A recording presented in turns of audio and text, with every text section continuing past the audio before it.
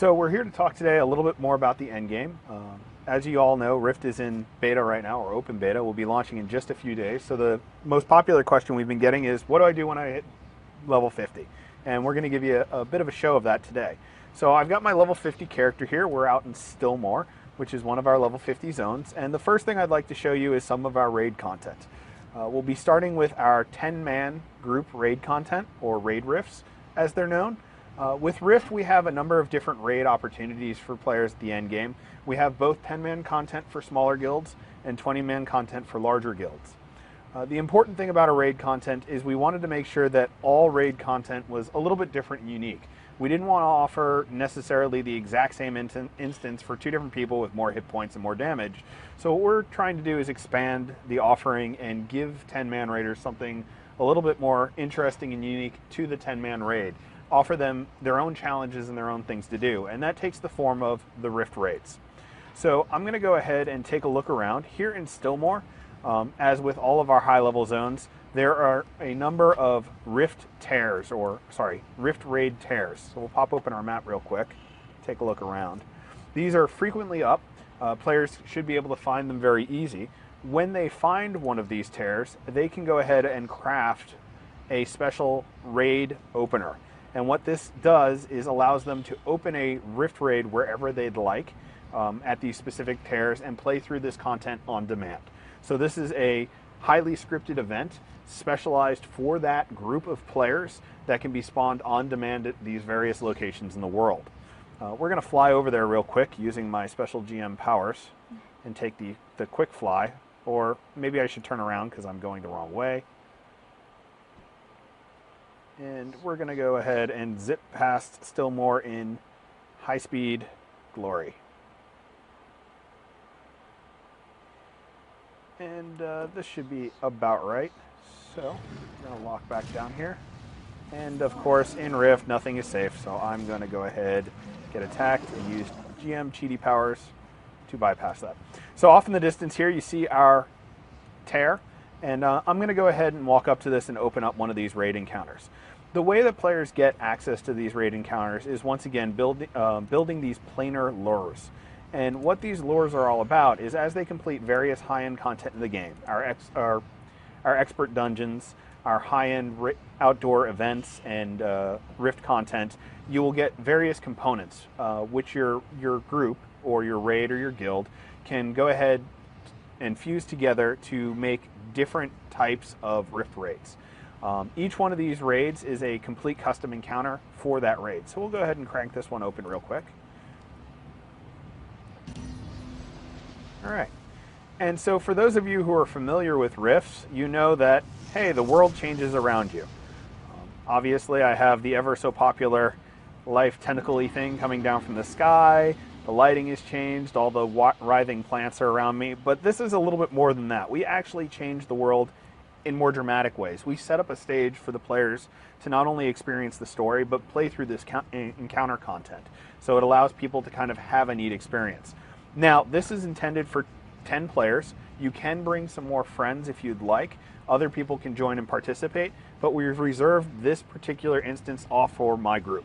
So whatever I do, my group, or my raid, as the case may be, will get the rewards from this. So if other people see what's going on and come and help participate and help out, yeah, they'll get rewarded, but they're not going to take anything away from you. We don't want an outdoor event for a raid that has spent all this time gathering these materials and trying this challenge to be griefable and for them to lose their reward. So I'm going to go ahead and start the encounter. And as you can see, these are very much different than our regular rifts. Except for the fact that, this guy wants to attack me. So once again, GM cheaty powers away. And each one of the Rift raids tries to tell a story. In this particular one, this is the growth of the Alpha. It's a story that basically you've pulled out this Duke, or this very powerful minion of the Plane of Life, on your way to defeat Prince Hylas and Greenscale, which we'll be showing in a bit. And you play through this entire encounter. Just like all of the normal encounters, whoop, here we go, first boss already. All our normal raid encounters, there's a lot of story to be told as well. So there are definite story segments that are involved with this. And each one of these stages represents the types of things that people would expect out of raid encounters. So you're going to see a lot of different things happening, like, for example, all of these ads on this sub-boss that's going on here that normally as one player I wouldn't be able to deal with.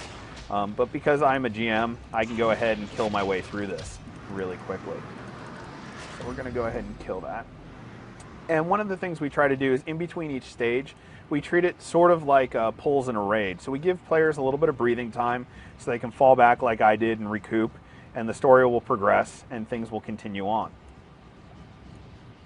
So in this case, he's opening up more portals, summoning more minions.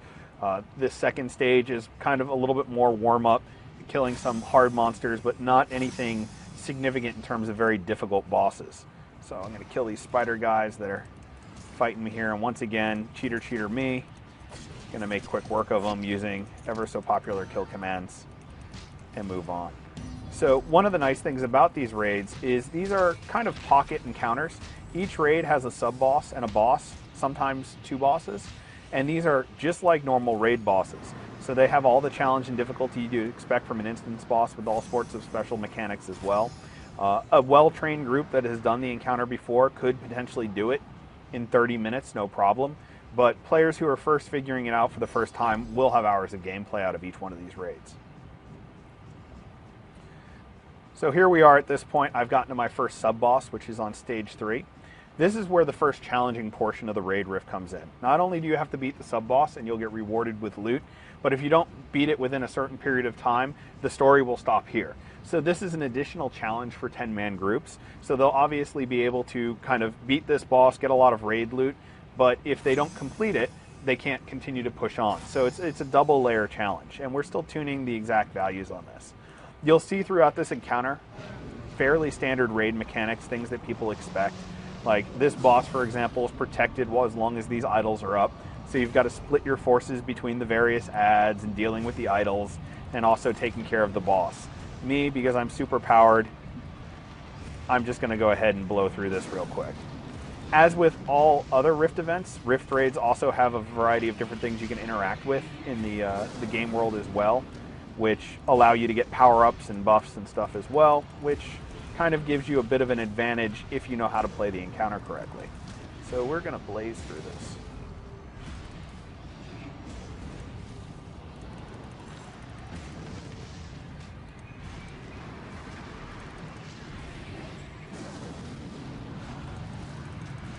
Kill that guy. Kill these guys. I'm actually going to skip ahead to killing the boss because I think if I don't kill him, these things are going to continue to be a thorn in my side. So I'm a little snared here, going to try and get back out of danger. And once again, we want to give people breathing time in between each of the stages so they have an opportunity to regroup as such you would do with a normal pull environment. Okay, and we're going to go ahead kill this cute little thing here. And so I'm going to come into the final boss. Like I said before, this is actually still a raid that we're working on, so it's not quite finished. So this particular boss goes through all the different similar mechanics to all of the other sub-bosses you fought throughout the entire encounter, as well as his own special fight at the very end. He would be a little bit bigger in real life, but since we are on our alpha server right now, he's a little bit smaller than one would expect. I'm going to teleport around here. Get my back to the big stuff because I know otherwise he's going to do some nasty things to me. And once again, cheater is me right through the encounter. These are honestly not this easy. In a lot of cases, he's turned me into a plant, now he's going to stomp on me. A lot of these encounters are actually quite difficult. Players on our alpha servers and are currently getting through them in our first try. Like I said, they take a number of hours for people to complete. And we've only had a few people complete them all at this point. And I am really stuck, trapped within this plant. So I'm going to kill this plant and get me out of there. And I'm going to run over here so he can't do that again. Or maybe he will. Once again, this would be useful where I had friends. Unfortunately, I don't have any. So now I'm going to go ahead and kill him. And when he dies, obviously, the rift goes away, you've won, and your group would get rewarded. On a normal server, Giant treasure chest would appear here. You can go ahead and open it up and get all your fat purple loot and distribute it amongst your raid. Anybody else that's kind of joined in would get a little token reward as well, some more planerite, some more currency, and so they feel like they've gotten something for their effort. All right, and we'll bring out my cute little pet in the meantime as well.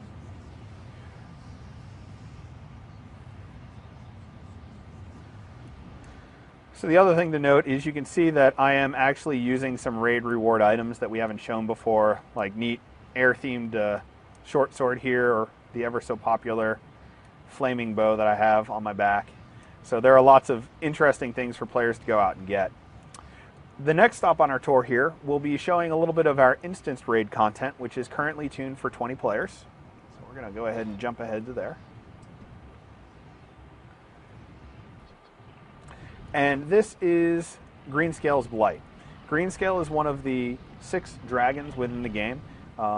He is the Dragon of Life, and this tells an entire story. This kind of wraps up the story of Greenscale and of the Elf War, Prince Hylas, and the Cult of Life. So here we are in this instance. As you can see, it's a rather interestingly large cave. Not really sure what's going to go on here, so I'm going to move ahead forward. We'll zoom out a little bit as we do.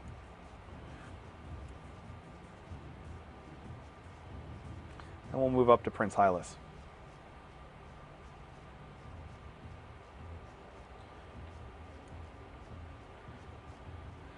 And like all good bad guys, Prince Hylas has a couple words to say before, you know, everything gets thrown down. Far to allow the likes of you to meddle with my plans. My lieutenants shall make quick work of you. To arms! So he's banished me away here, and while I'm banished, I turn around, and the next thing I know, an entire hedge mage has spawned where that once big open room is. That's one of the nice things about our dynamic content is it's not just for outdoors, it's for instances as well. So this entire area shifts and changes as you fight through it. Every time you complete a boss, the maze reforms itself and you have to fight through to another area. So it's a way of doing a very interesting environment without necessarily having to have a extremely massive space. Once again, because I'm a cheater and I don't really want to worry about the puzzle, I'm going to fly way above it, take a look down so everybody can see, you know, how the current maze is laid out. And since I know where that first boss is, I'm going to turn around, fly over here, and drop on in and say hi. All right. So once again, like I said before, this is a 20-man encounter. Generally speaking, all the types of things that you'd expect from various raid encounters will happen here. I'm kind of cheating my way through. Most of our 20-man encounters, for a good group that knows what they're doing, it may take them a few hours. But for groups that have never done this before, this is potentially days of content as they try to puzzle out each one of these encounters. And I'm only really going to show you a little bit of this first encounter, as well as playing through just a little bit of the end encounter as well, so people can kind of see what's going on. And maybe I should make myself visible first. There we go. And so this first encounter with Duke Lataris is all about good raid management. So this is kind of your first intro to making sure you're not unorganized, so to speak. So he starts out very easy. He's a fairly simple and straightforward mechanic, but eventually as you fight him, he'll start doing crazy things like massive whirlwinds that will deal damage to your entire group. He'll start running around so you can't keep a tank on him unless you attack these little slimy shamblers to put tar pits out to slow him down so you can catch up. He calls a number of his friends, as you can see off in the distance, that'll continue to nuke you, and trust me, if you do not deal with them, there will be quite a bit of them and make your encounter that much harder. But once again, since I'm a dirty, rotten cheater, we're going to move on through this real quick. And we're going to kill the Duke. And once again, when I kill the Duke, there's a slight period of stunning. My loot is right there for me to get, and the maze changes around me. Once again, this is a late beta version. The maze actually grows up and kind of morphs in release, but we're showing you guys an early build as a sneak peek. And like I said before, all sorts of interesting loot is in here for players to get. So, once again, since I'm a dirty, rotten cheater, I'm going to go ahead and skip ahead And I'm gonna, let's see, look over here. And there's should be a giant door off in the distance. Where are you, giant door? No, that's the door I came in. And I don't think that's the door I want. Yes, that is the door I want. So I'm going to go ahead and fly through here and give you guys a peek at Greenscale.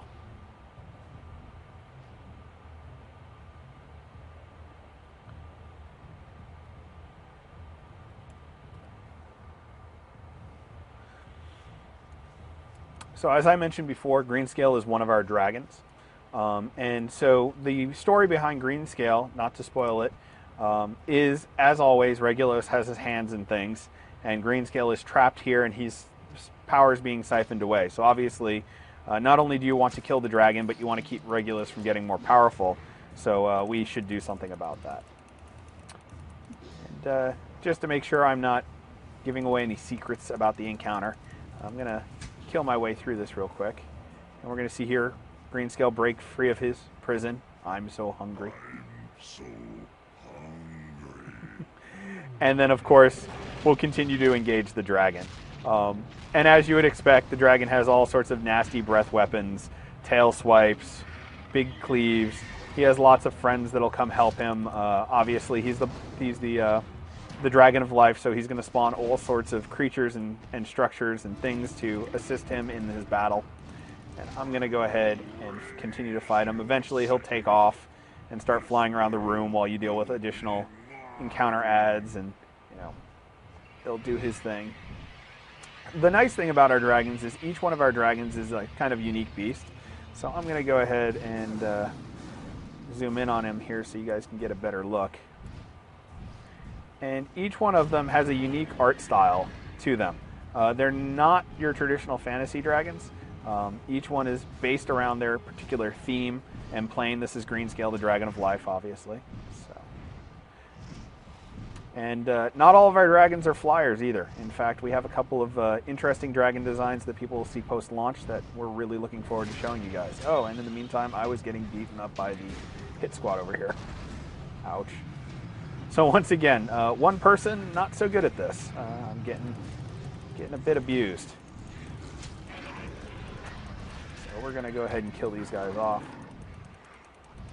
And I don't want to spoil the ending for you guys, so I'm going to leave Greenscale flying around the room here and take a quick jump back to Terminus where this all started.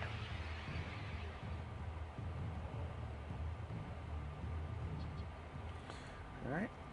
For those of you who have played Alpha and Beta, you'll recognize the Resurrection Forges where everybody starts out. So that's a quick preview of our raid content. As I mentioned before, we have a number of raids available. There'll be at least 5 Rift raids available at launch for 10-man. Greenscale's Lair will be our first 20-man instance, and we have a number of other instances players can unlock as the game progresses. So within the first 30 to 60 days, there should be more than enough raid content for even the most hardcore raiding guild to keep themselves busy with.